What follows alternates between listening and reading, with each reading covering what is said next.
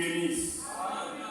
Je vous salue dans le précieux nom de notre Seigneur et Sauveur Jésus-Christ. Mettons tous debout.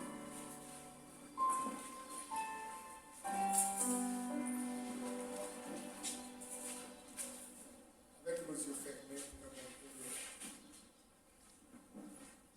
grand souverain sacrificateur qui peut être touché par le sentiment de nos infirmités. Jésus, le Dieu de William Marion Branham, le Dieu de Saint Paul, le Dieu de Moïse. Nous voici de nouveau dans ta maison pour te servir. Je prie que tu bénisses toutes ces âmes réunies, que tu bénisses ta parole qui va être lue et que tu nous élèves dans les lieux célestes. Là, fais-toi connaître, toi l'être surnaturel. Viens agiter les eaux afin que notre état change. Écoute notre prière, soit la phénoméga dans nos mots, de croire et d'avancer avec ta parole au nom tout suffisant de celui qui mourut pour nous, notre Seigneur et Sauveur Jésus-Christ.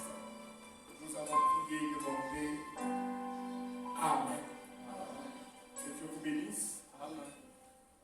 On va lire les mêmes références. Comme je l'ai dit au culte, je vais garder le même sermon parce que je voulais que tout le monde puisse profiter de cette petite étude que nous allons faire afin que nous puissions avoir le même niveau. C'est certes que ça sera difficile d'avoir les mêmes commentaires, mais nous allons laisser l'Esprit de Dieu nous conduire. Nous sommes dans Apocalypse chapitre 12, verset 10 à 12, et puis nous allons lire dans 1 Corinthiens chapitre 15, le verset 57. Nous lisons dans le nom du Seigneur Jésus-Christ. Et j'entendis dans le ciel une voix forte qui disait: maintenant le salut est arrivé, et la puissance et le règne de notre Dieu, et l'autorité de son Christ. Car il a été précipité, l'accusateur de nos frères, celui qui les accusait devant notre Dieu jour et nuit. Il est l'homme vaincu à cause du sang de l'agneau et à cause de la parole de leur témoignage. Et ils n'ont pas aimé leur vie jusqu'à craindre la mort. C'est pourquoi réjouissez-vous, cieux, et vous qui habitez dans les cieux. Malheur à la terre et à la mer, car le diable est descendu vers vous, animé d'une grande colère, sachant qu'il a peu de temps. Amen. 1 Corinthiens 15, le verset 57, nous lisons: mais grâce soit rendue à Dieu, qui nous donne la victoire par notre Seigneur Jésus-Christ. Amen. Nous asseoir.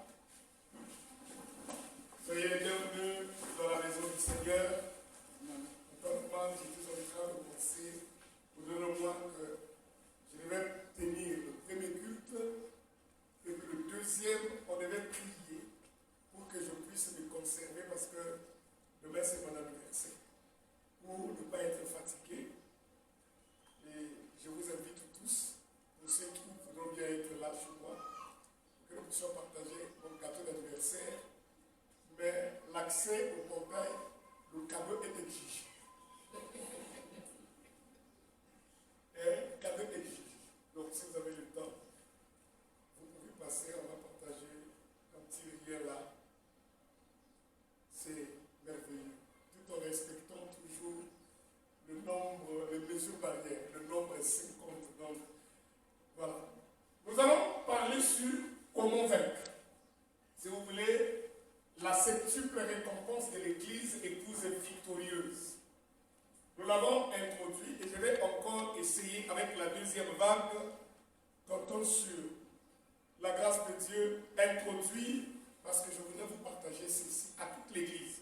Et si quelqu'un n'est pas venu au premier, au deuxième culte, vous pouvez l'exhorter. Ou alors, s'il a un colis, qu'il prenne l'enregistre ou qu'il écoute l'audio, parce que le jeudi, on va s'étendre comme ça jusqu'à ce que nous allons étudier par la grâce de Dieu les 7 récompenses de cette année d'église. Vous allez voir, cette phrase-là revient au chapitre 2 du livre d'Apocalypse, où le Seigneur Jésus dit, à celui qui vaincra, je donnerai ceci.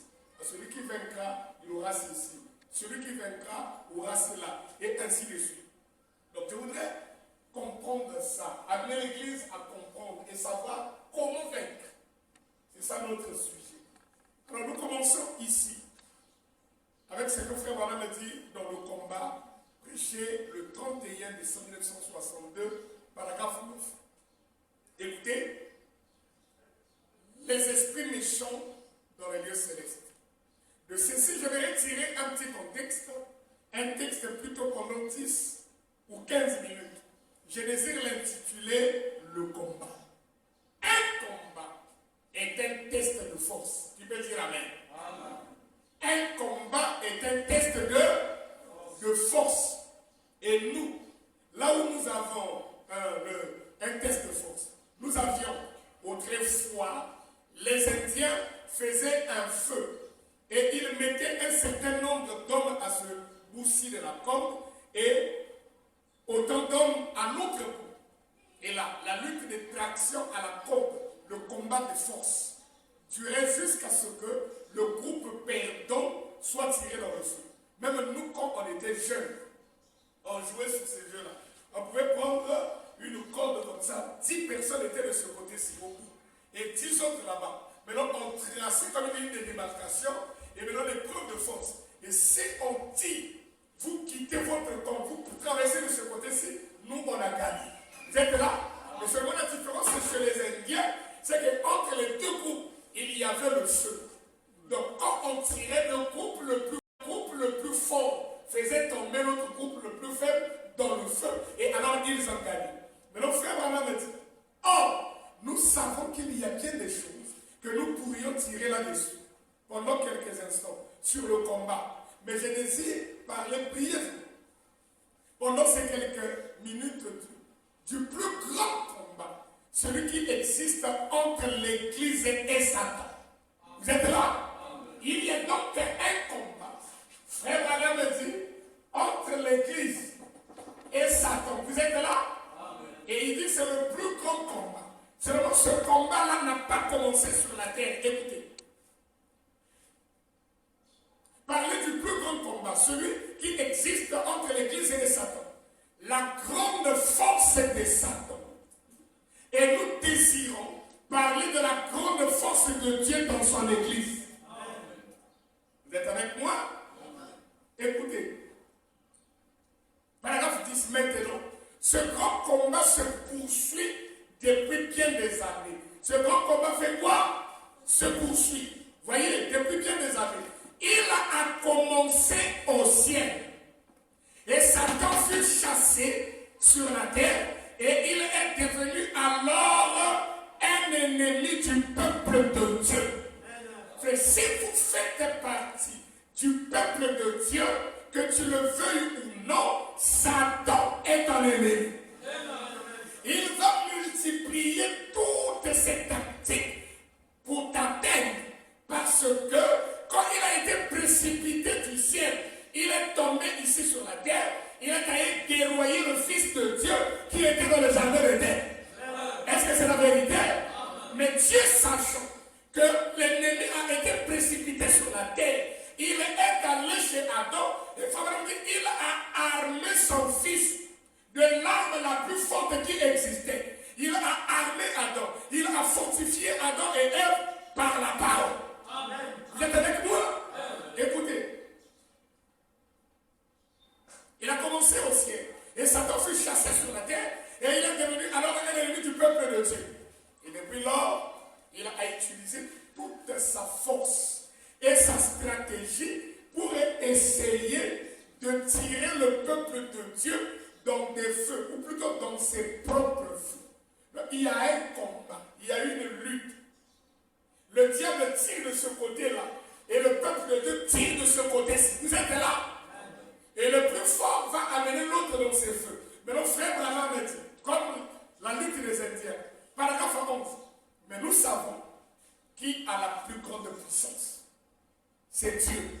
Et la meilleure chose que Dieu ait pu donner à son peuple pour combattre Satan fut sa parole. Et car la parole est Dieu, je veux écouter un amen. Et qui est plus fort que Dieu?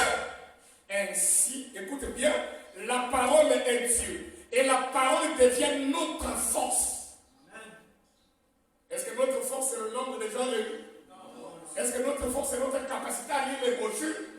Est-ce que notre force c'est le nombre de prières effectuées? Notre force c'est la parole de Dieu. Et la parole est Dieu. Si c'est vrai, dites amen.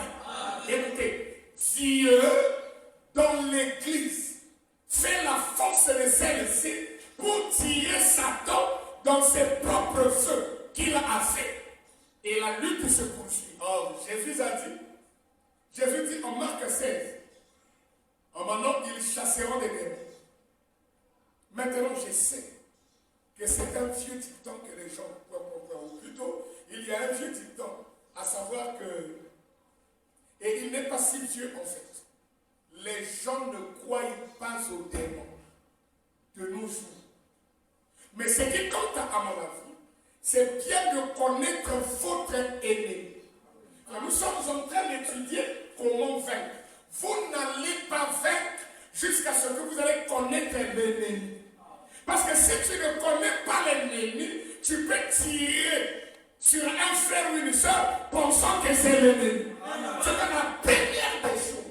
Avant de vaincre, nous devons d'abord connaître qui est l'ennemi. Et si vous êtes avec moi, dites amen. Mais ce qui compte à mon avis, c'est bien. C'est bien de connaître votre ennemi.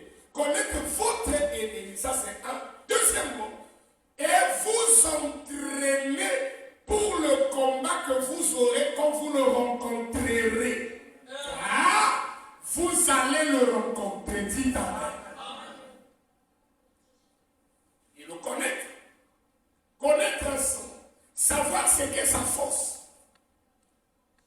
Et ensuite, vous entraînez pour ce combat quand vous allez le rencontrer. Car, écoutez frère madame, une chose est certaine, vous allez le rencontrer.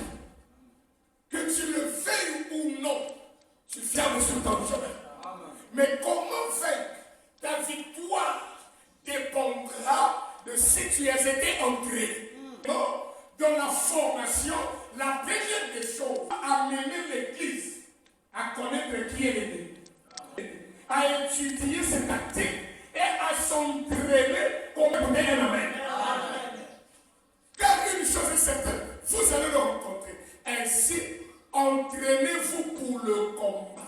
C'est à cause de ça, lorsqu'un chrétien a la révélation, lorsqu'il a saisi la vision, il sait que nous venons à l'église mardi, on vient jeudi, on vient dimanche, c'est ici que vous venez étudier les tactiques de l'ennemi.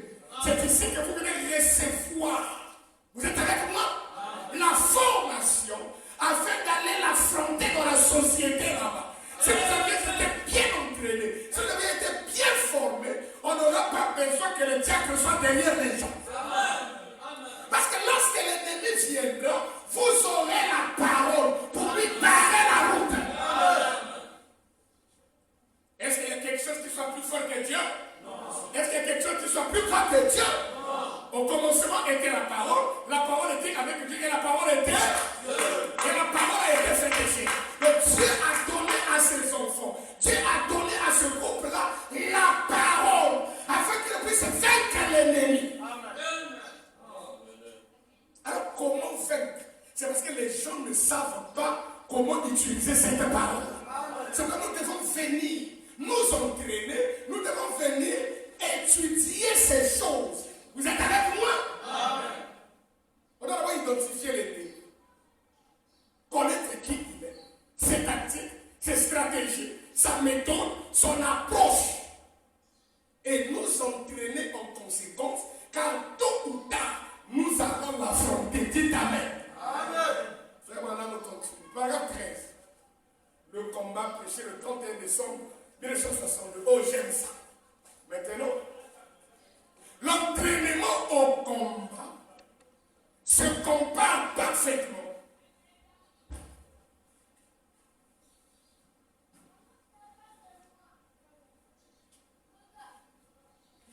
l'entraînement au combat se compare parfaitement à l'entraînement du boxeur.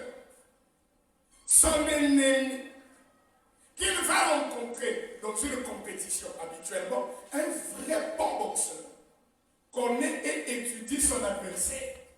Mais si vous êtes un bon boxeur et un vrai, pour que vous puissiez remporter le combat, vous devez d'abord étudier. Vous savez que le boxeur a deux points comme ça et qui fait comme ça sécurité. Est-ce que c'est la vérité? Amen. Un bon boxeur n'ira pas combattre, même s'il est champion catégorie poids lourd. Il ne va pas mettre l'autre main derrière comme ça. Et il t'explique de mettre l'autre main. Frère, il va ne pas parler. Donc il a ses deux bras comme ça. Et s'il avance, il regarde dans ce coin-ci et il étudie, il avance. Ça veut dire que nous avons et l'Ancien et le Nouveau Testament. Nous avançons avec ça. Est-ce que c'est la vérité? Habituellement, un vrai bon boxeur connaît et étudie son adversaire. Il étudie ses coups. Sa tactique de combat. S'il se penche en avant, s'il reste en arrière, s'il se bat de la main droite ou de la main gauche, il étudie tout cela. Je vais écouter un amen. Et si c'est un bon et habile boxeur, il se trouvera un partenaire d'entraînement qui se battra exactement comme son adversaire, car ainsi il connaîtra tous ses coups lorsqu'il sera sur le ring. Si c'est vrai, dit amen. Paragraphe 14 dans le combat toujours. Et je pense que c'est une chose excellente que les chrétiens devraient faire. Amen. Est-ce que j'ai des chrétiens ici? C'est vrai. Et maintenant, si vous désirez commencer à vous entraîner, si vous voulez commencer l'entraînement, commencez par Jean 3,16. Et si vous commencez par ça, commencez par Jean 3,16. C'est-à-dire que quand Dieu a tant aimé le monde, il a donné son Fils unique afin que quiconque croit en lui ne périsse pas, qu'il ait la vie éternelle. Est-ce que c'est ça? Amen. Commencez tout de suite avec cela et cela vous enverra au tapis. Il met ton chaos. Oh, tu tombes.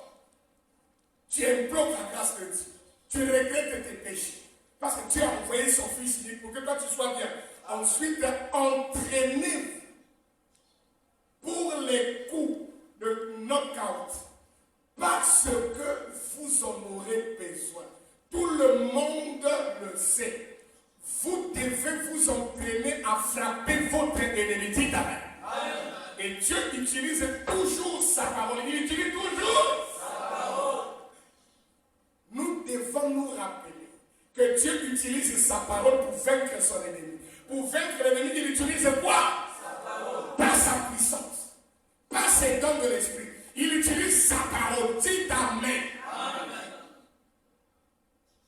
Si Dieu avait pu ou avait pu donner à son peuple quelque chose de mieux pour vaincre l'ennemi, il aurait fait ainsi comme je l'ai toujours dit. Lorsque Dieu prend une décision, n'oubliez jamais cette phrase. Lorsque Dieu prend une décision, c'est la meilleure qu'il soit. Il n'a jamais besoin de modifier ses décisions. La première décision de Dieu sera sa décision finale. Dieu n'évolue pas.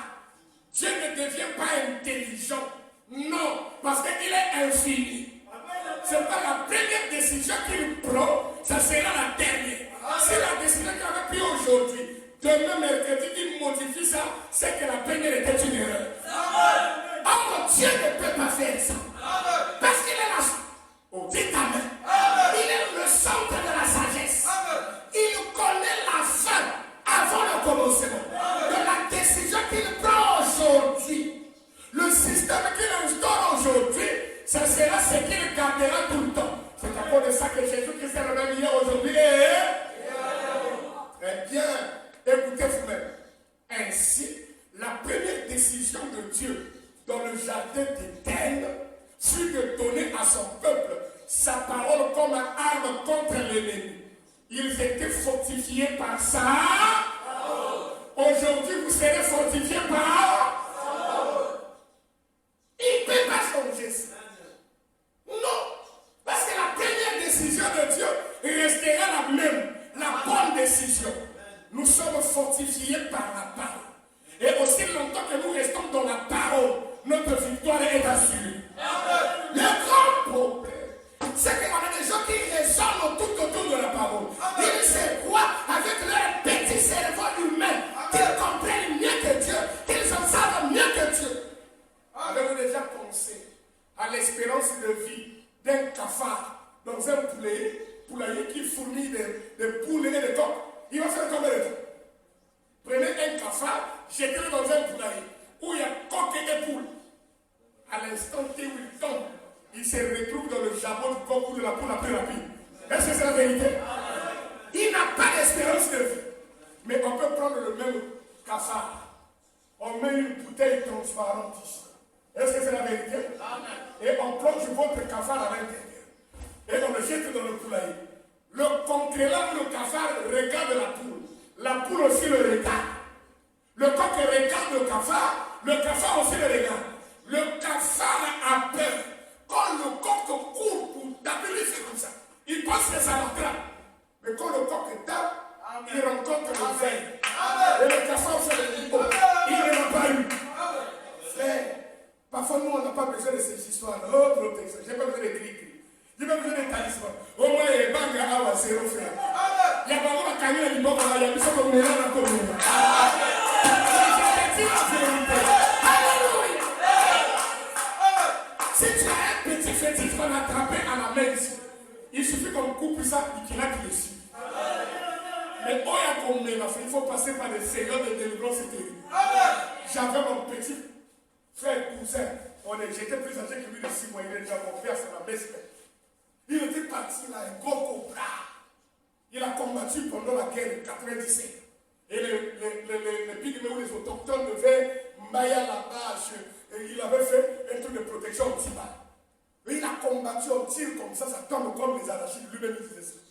Un jour, avec Diacre Gogo, nous nous sommes rencontrés là sur la corniche des cimetières. Il n'y avait pas encore la venue pour trouver.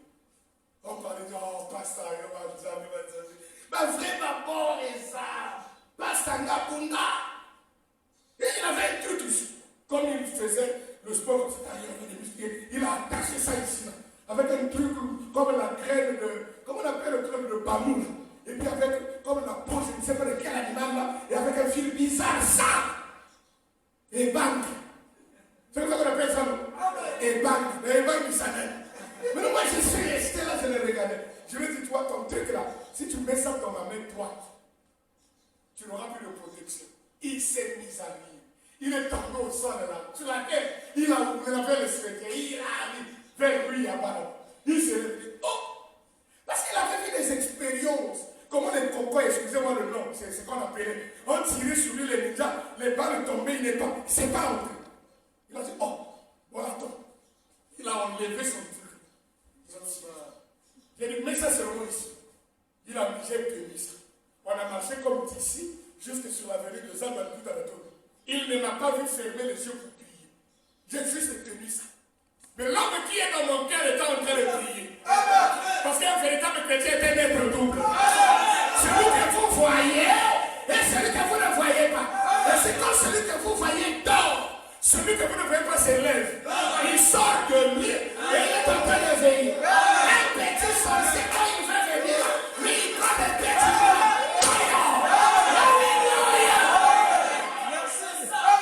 C'est bien un être de nouveau. Tu vas devenir un être double. L'invisible et invisible dans l'association des mystiques. Vous devenez un être surnaturel. Vous devenez un mystique pour les croyants. Est-ce que quelqu'un peut dire amen à ça? Quand on est arrivé à Jérémie, prends. À partir de ce jour, protection est ici. Il s'est mis à se moquer de moi devant Dieu. Et il a dit ça. On se sépare, nous on est parti. Lui est arrivé à Épinal, il y a eu accrochage entre les cocoles et les cobras. Balle perdue. Donc c'est entré ici. Boum! C'est sorti de ce côté-ci. Il est tombé, il vous a pleuré. Oh, Pasteur Zandoki! Oh, Pasteur Zandoki! Depuis ce jour-là, quand il me voit, regardez-moi, il est là. Vous savez pourquoi? Lui, il avait un truc ici, s'attachait ici. Mais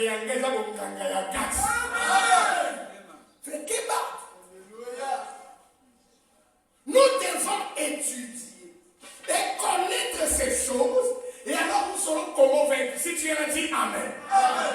Écoutez, frère. Maintenant, l'ennemi va. Qu'est-ce que c'était ça? C'est ça. Paragraphe 15. Maintenant, l'ennemi va étudier notre stratégie de la parole. De la même manière que l'ennemi nous étudie, nous devons aussi l'étudier. Si c'est vrai, dit Amen. L'ennemi va étudier notre stratégie de la parole. D'ailleurs, Satan a étudié tout cela en détail. Et c'est parfaitement que lorsqu'il vint à Ève, il utilisa la meilleure stratégie qu'il put utiliser sur elle. Elle dit pour Ève. Quelle était la meilleure stratégie que le diable a utilisée? Celle de raisonner avec la parole. Donc, vous comprenez que le raisonnement, ce n'est pas la stratégie qu'utilise Dieu. Dites Amen. C'est la méthode du diable. Il sait que la parole de Dieu est vraie. Il va dire, tu vois frère, tu vois, c'est vrai que, bon, moi je dois payer ma dîme, mais avec les situations que j'ai, avec les ordonnances, et puis certaines réalités, comprenez que ça, je ne peux pas donner maintenant là. C'est le diable. Parce que c'est un raison. Frère Branham me dit, le devoir numéro 1 du croyant, quand il a son avoir, c'est d'enlever la dîme de Dieu. Et devoir numéro 2, c'est de payer sa dette. Il dit, nous avons les dettes du loyer, ce qui est normal. Nous avons les dettes de l'électricité, de l'eau, du téléphone. Il dit, ce n'est pas pour ça que Dieu sera fâché contre nous. Il dit, les dettes que Dieu n'aime pas, ce sont des dettes que vous avez fait traîner. Vous avez la possibilité de les payer, mais par négligence, vous ne voulez pas éponger la gloire. Vous faites traîner ça. Il dit, vous jetez la honte sur le corps des croyants. Je peux écouter Amen. Je croyais que ici j'ai des croyants. Dites Amen. Amen. Le diable a raison. Écoutez. Oh, vous ne pouvez jamais raisonner avec la parole de Dieu. Qui peut dire Amen? Amen. Croyez-la simplement. Croyez-la simplement. On ne raisonne pas avec la parole de Dieu. Branham me dit, n'essayez pas de l'expliquer. Parce que si vous l'expliquez, ça ne produit plus la foi, ça devient un fait scientifique. Amen. Tu peux dire Amen. Amen. N'essayez pas de la comprendre. Oh, parce que j'ai compris la parole. Non, monsieur. Vous n'avez pas à comprendre. Je veux écouter un Amen. Amen. Expliquez-moi comment Jésus, un homme qui pesait d'après la balance de frère Branham 50 kilos, a pu marcher sur les eaux alors que la poussée d'Archimède explique c'était les choses. Comment vous expliquez? Je ne sais pas comment il a fait, mais moi ma mission à moi consiste à ne pas comprendre à croire. Malgré la chimie que j'ai fait à faire des choses, je ne sais pas comment il a fait. Quelle est la chimie qu'il a utilisée pour que l'eau devienne le vin? Je m'en fous de la méthode qu'il a utilisée. Moi, ma responsabilité, c'est de croire. Si vous croyez, vous dites Amen. Oui, les croyants n'expliquent pas. Jésus ne vient pas prendre ceux qui ont compris. Si tu as dit il ne viendra pas prendre ceux qui ont compris. Il vient prendre ceux qui ont cru. Si vous êtes là, dites Amen. Luc chapitre 18, le verset 8, l'inquiétude de Jésus, c'était pas au sujet de ceux qui allaient comprendre. Le fils de l'homme avait un souci. Pas s'ils auront des voitures ou des maisons. Ils seront bien habillés, bien coiffés. Non, il avait une inquiétude. Est-ce qu'ils vont manger ou pas? Non. Lorsque le fils de l'homme reviendra, trouveras-tu la compréhension sur la terre? Il a dit ça. Lorsque le fils de l'homme reviendra, trouveras-tu l'intelligence expliquée? Lorsque le fils de l'homme reviendra, trouveras-tu la foi sur la terre? Et son inquiétude, c'était sur la foi. Et il savait par la vision prophétique, parce que Jésus, alléluia, c'était l'être Jéhovah. Il avait vu comment l'Église catholique allait détruire la foi. Il s'est inquiété. Est-ce que le fils de l'homme a son réveil?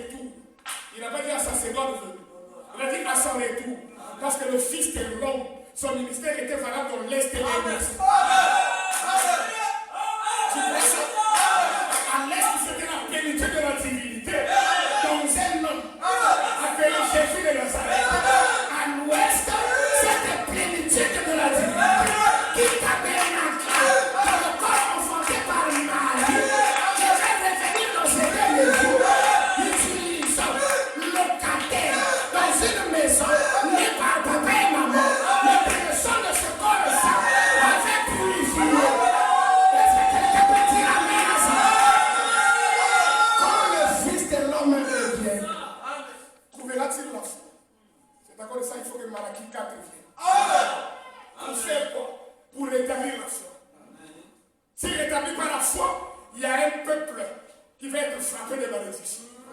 Car voici, je vous enverrai Élie le prophète, avant que le jour de l'Éternel n'arrive. Ce jour quand il est tard, la commission de ramener le cœur. Pas les cœurs, le cœur. C'est au singulier, regardez dans votre Bible. Il va ramener le cœur, pas les cœurs. Il ramène le cœur. Un cœur au singulier, c'est la foi.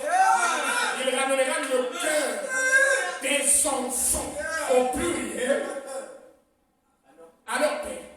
Père avec un S, ce sont les apôtres. De père, écoutez, de père que je ne viens de frapper le pays d'un. Il y a un pays où Dieu a dit c'est interdit. Vous ne pouvez pas maudire ce pays. Vous ne pouvez pas toucher ce pays. C'est le pays de la race des élus. C'est la sémence royale. C'est le sacerdoce royal. C'est ce peuple mis à part qui a accepté de croire les promesses d'aujourd'hui. Qui n'ont pas peur d'avancer avec la révélation. Ils suivent Dieu partout. Même lorsqu'ils s'incarnent. Est-ce que je peux continuer à prêcher? Attendez, vous allez voir Luc 24. Pendant que ces deux disciples-là ont quitté Jérusalem pour aller chez eux à Emmaüs. Jérusalem était à l'est, tout le monde le sait évidemment. Et Emmaüs était à l'opposé de l'est. Avez-vous compris que c'était distant Jérusalem, Emmaüs de 11 km. Vous êtes avec moi? Ils sont en train de marcher tristes à cause de l'Est. L'Est donne la tristesse. C'est pourquoi on peut vous ramener à l'Est pour que la tristesse du brisement, parce que c'est ici qu'il y a l'autel, que tu puisses te répondre aussi. C'est ici qu'on se répond.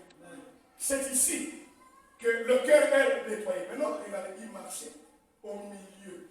Pas à Jérusalem, pas à Emmaüs, au milieu. Quelqu'un est apparu. Et quand ce quelqu'un-là est apparu, qu'est-ce qu'il a fait s'approcher? C'est parce que ceux qui marchaient, les deux disciples parlaient de lui. Et il y a une particularité. Tout au long de votre marche, malgré la déception, malgré les problèmes, malgré les ennuis, malgré le stress, malgré les échecs de tous les jours, si vous gardez Jésus sur vos lèvres, ça fait qu'il puisse vivre. Quand Jésus vient, il est la lumière. Les ténèbres de votre vie cessent d'être. Quand Jésus vient, il est la solution. Les problèmes de votre marche s'arrêtent. Quand Jésus vient, il est la vie. La mort vous quitte. Quand Jésus vient, il est le chemin. Les embrouilles, les écartements s'arrêtent. Il te ramène sur le toit chemin. Tu peux tirer la main. Tu t'es garé dans les activités. Tu t'es garé dans la convoitise. Tu t'es garé dans la masturbation. Tu t'es garé dans le film d'Hollywood. Dis amen. Quand Jésus vient, ces choses-là s'arrêtent. Il amène la délivrance totale. Dis amen. Oh, je peux prêcher? Regardez, ils ont marché. Là, ils sont dehors. Est-ce que vous savez que Jésus les explique les Écritures? Ils ne savaient pas que c'était lui. C'est quand ils arrivent vers Emmaüs. C'est quand la promesse n'a pas dit autant tu sois là, il dit vers le soir. Pas à Emmaüs, mais vers Emmaüs. Il y avait une maison. Et Jésus est entré dans la maison. Eux, ils sont entrés dans la maison. Faites attention. Quand Jésus entre dans une maison, quand il est dans une maison, c'est alors que Jésus a fait exactement le même signe qu'il avait fait. C'était le dernier, lors du dernier repas. Il avait pris 3 pains, comme dans la tradition juive le jour du sabbat. Et entre les 3 pains, il les a élevés. Mais il a pris le pain du milieu et il l'a brisé. Amen. Acte 2, 36. Que toute la maison d'Israël sache donc avec certitude que Dieu a fait Seigneur et Christ, c'est Jésus que vous avez crucifié. On a crucifié le pain du milieu. Mon pain central qui a été crucifié. Quand il a brisé le pain, où? Dans la maison. Dieu incarne. La parole cache. C'est pourquoi David, ce n'est pas la pierre qui a tué Goliath, mais c'est la pierre dans la fronde. On a fait des pots d'animaux.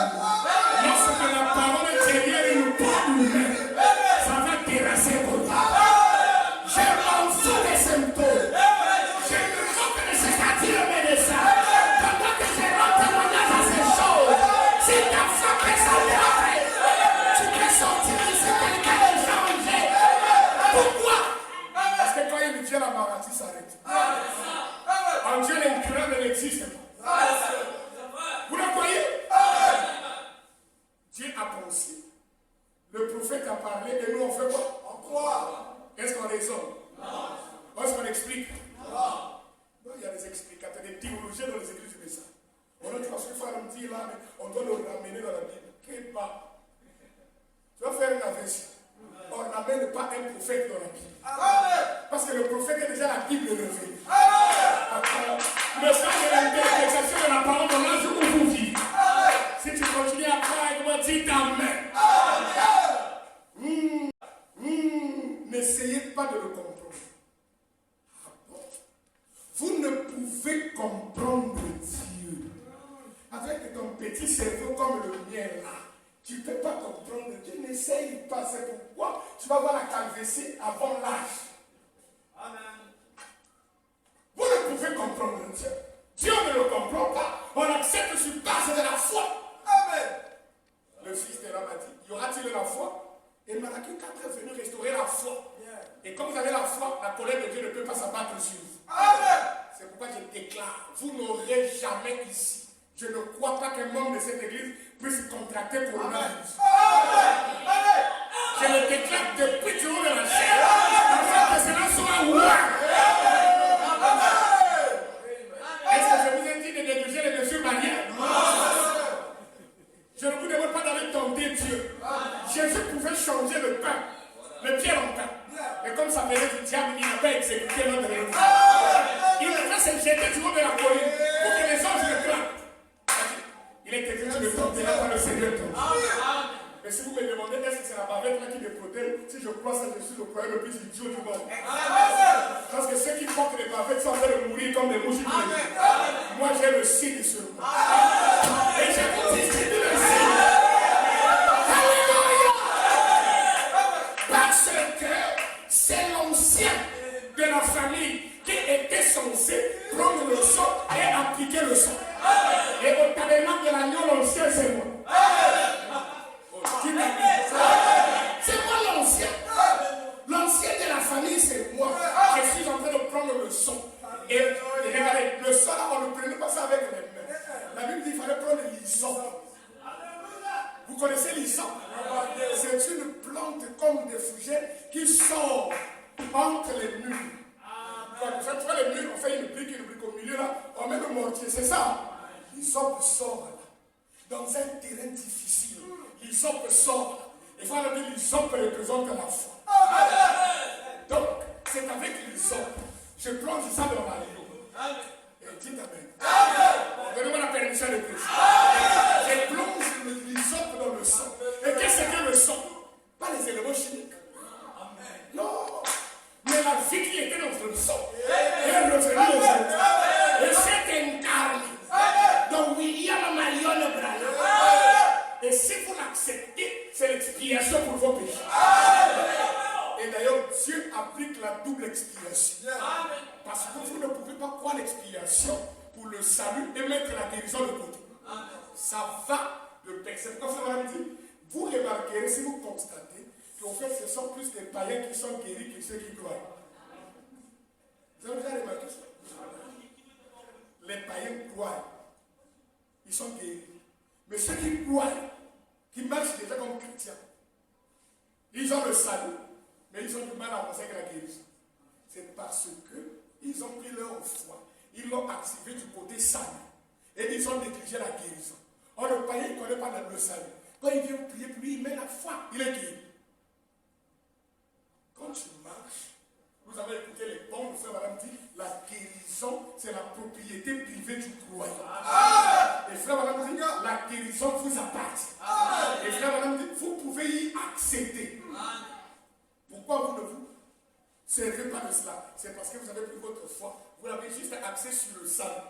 Maintenant que tu es déjà sauvé et que ton corps souffre, équilibre maintenant cette foi. Prends l'hysope. Et d'ailleurs, l'ancien prend l'hysope, il met dans le sang et il met sur le poteau et les linteaux. Et tous ceux qui sont membres du tabernacle de l'agneau, sur ma parole, j'ai appliqué le sang sur toi. Que tu sortes avec que tu oublies la bavette, tu vas seulement prévoir 5 000 pour les policiers. Mais quand ta colonne, tu ne vas jamais la gagner. Et je le dis sur l'autorité de mon ministère. Je donne la permission de prêcher. Parce que c'est la colère de Dieu qui est en train de frapper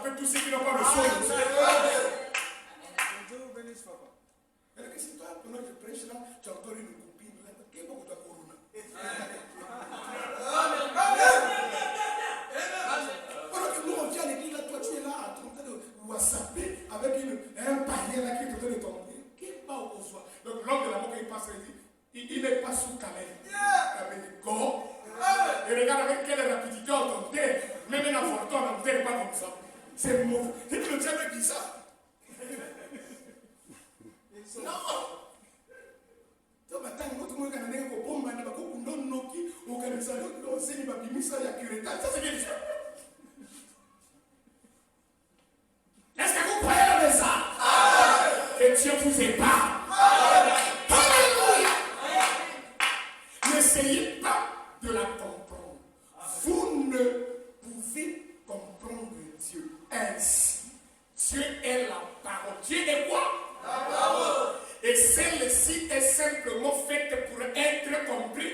Non. Celle-ci est simplement faite pour être expliquée? Non. C'est faite pour être quoi? Oui. Est-ce que j'ai des croyants ici? Amen. Non, c'était Amen. Amen. Mais si les croyants réagissaient. Amen. Donc, donnez-moi la main atomique. La parole est faite pour être crue seulement. Voilà. Que je comprenne ou pas, je dis Amen. Amen. C'est à cause de ça que les gens trouvent comme si on est des toqués. Comment vous pouvez croire qu'Ève a eu rapport sexuel avec le serpent? Donc quand il voit le serpent, il dit, mais les jeunes problèmes sont des sorties. Le serpent, et comment tu peux croire ça? Tu es un intellectuel, tu as la licence, tu as master 10, tu as même un professeur. La sagesse de Dieu est une folie pour le monde. Et la sagesse du monde est une folie pour Dieu.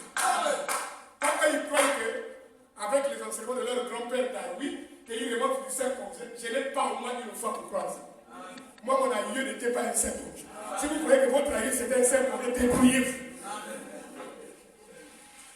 Avec la théorie de l'évolution. Mais donc, qu'est-ce qui s'est passé pour que l'évolution s'arrête? Quand on est arrivé à Homo sapiens sapiens, pourquoi ça s'est arrêté? Pourquoi l'homme là ne se développe pas pour devenir extraterrestre? Ça s'est arrêté. Et il y a des intelligents ici qui prennent les métiers de ces gens. Vous êtes avec moi? Amen. Vous suivez ça? Amen. Aujourd'hui, l'homme est prêt à croire n'importe quoi. Mais nous bénissons Dieu parce que nous avons la parole. Amen.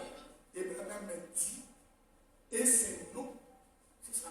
Et c'est là, et écoutez, et c'est là notre force. C'est là notre force. La parole. Acceptez simplement la parole. Donc à partir de ce soir, tabernacle de l'agneau, accepte simplement la parole. Si la parole te dit que tu es saint, ne va pas au parce que je suis saint, mais moi j'ai encore. Tu es saint. Si la parole te dit que tu es guéri, commence à dire que tu es guéri. Oublie les symptômes. Donne-moi la permission de prêcher. Et chacun sait qu'une semence plantée dans la bonne terre se reproduira selon son espèce. Et nous acceptons seulement la parole. Nous acceptons seulement la parole. Pas autre chose. C'est quoi ça? Amen. Nous, en dehors de la parole, c'est seulement la parole. Pas les groupements des gens. Non. Oh, pas les clans. Oh non, tel mouvement. Nous, on n'a pas besoin de credo. On n'a pas besoin de système. On n'entre pas dans des clans. Que ceux-ci sont des tels X. Non. Nous, on est de la parole. Amen. Dernière citation pour ce soir. Vous suivez ça? C'est juste une introduction. Vous allez bien comprendre comment vaincre. Parce que vous ne pouvez pas vous dire chrétien et marchant avec Dieu sans pourtant comprendre que vous êtes censé être l'église épouse victorieuse. Et il y a une récompense en 7 parties qui vous attend. Mais il faut vaincre. Et il vous faut être un vainqueur. Comment puis-je vaincre? Frère, madame l'a prêché. Vous savez ça? Amen. Et nous allons comprendre comment vaincre. N'oubliez pas, premièrement, on doit d'abord étudier. Connaître qui est notre ennemi. 2, s'entraîner. Et dans les entraînements, on nous enseigne. On nous apprend qui est l'adversaire, quelles sont ses méthodes, ses stratégies, ses tactiques, ses moyens, ses forces. Lorsqu'il vient nous affronter. Et quand on sait ce qu'il va utiliser, nous, Dieu nous a donné une seule arme. Et c'est l'arme la plus puissante. C'est l'arme la plus efficace. Parce que c'est la vérité. Amen. Question et réponse, 12 janvier 61. Paragraphe 17. Frère, madame dit, même si c'est la question de quelqu'un d'autre, pas nécessairement votre question à vous, mais même si c'est la question de quelqu'un d'autre, peut-être quelque chose qui ne vous était jamais venu à l'esprit, mais quelque chose. Nous sommes là pour apporter notre aide. Nous sommes là pour apporter notre aide. Nous sommes là pour nous réunir. Parce que nous sommes dans les derniers jours. Tu crois que nous sommes dans les derniers jours? Et les jours sont comment bon? Les jours sont comment? Mauvais. Les jours sont mauvais. Écoutez, frère Branham. Et nous voulons recevoir un entraînement, une formation. C'est pourquoi le jour que tu vas comprendre ça, tu ne vas plus choisir les jours du culte, parce que nous venons pour recevoir un entraînement. Parce que tu le veuilles ou non, tôt ou tard tu rencontreras Satan sur ton chemin. Et si tu as été bien formé, si tu as été bien entraîné, tu n'auras plus besoin qu'un diable soit là. Amen. Tu peux utiliser la parole pour vaincre. Est-ce que quelqu'un a compris ça? Amen. Que le Seigneur notre Dieu vous bénisse. Merci.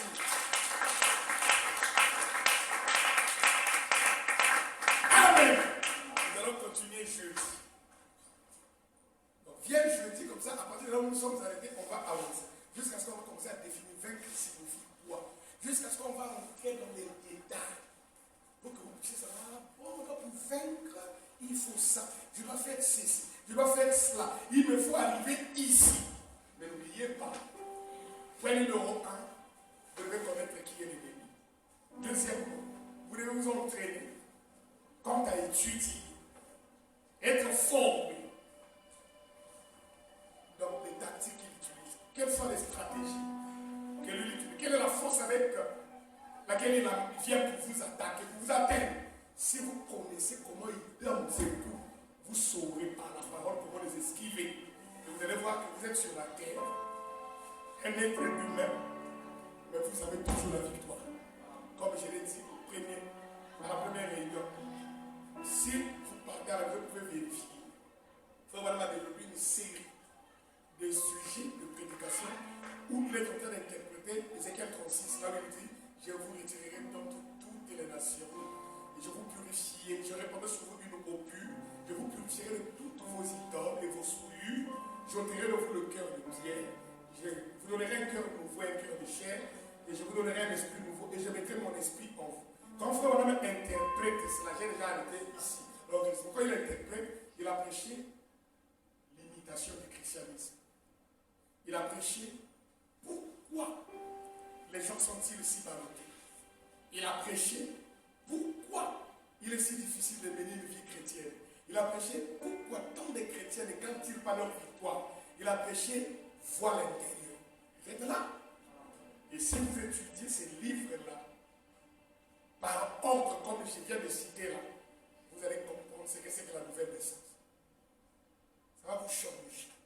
Et après, à la fin, il boucle le tout par comment puis-je vaincre, après l'ouverture des soi. Et il explique comment vaincre. C'est pourquoi nous sommes ici, tout au long de cette semaine, jusqu'à là-bas, pour voir comment vaincre. Pourquoi il a insisté dans Apocalypse chapitre 2 et chapitre 3, tu vas voir à chaque message de l'âge, quand il arrive à la fin, il dit: à celui qui vaincra, je lui donnerai de manger l'arbre de vie.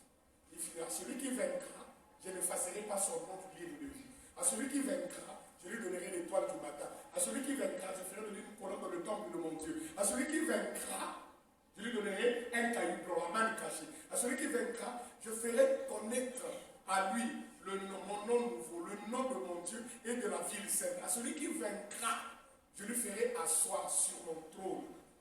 Vous êtes là? Amen. Vaincre, c'est quoi? Et comment vaincre? C'est là le cœur de notre sujet. Que le Seigneur, notre Dieu, vous bénisse. Mets-toi debout. Et nous allons voir toutes ces récompenses victorieuses. Avec nos yeux fermés, Jacques Abel pour venir congédier l'église. Si tu as une requête, lève la main droite.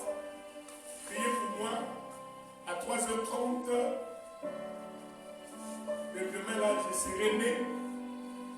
Et moi, je suis né à la maison sous un bananier. Pendant que papa est allé chercher la voiture au régiment blindé de Pilat pour amener maman à l'hôpital. Quand je suis pressé, je suis déjà venu. Et j'ai besoin de vos prières. Jacques Abel pourrait me prier, il n'est pas là. Qui est là? Jacques Abel, venez compléter l'église par un mot de prière. Et dans ton cœur, vois ton problème. Et n'oublie pas de prier pour moi, afin que Dieu me donne la force de continuer à appliquer le sang sur vous.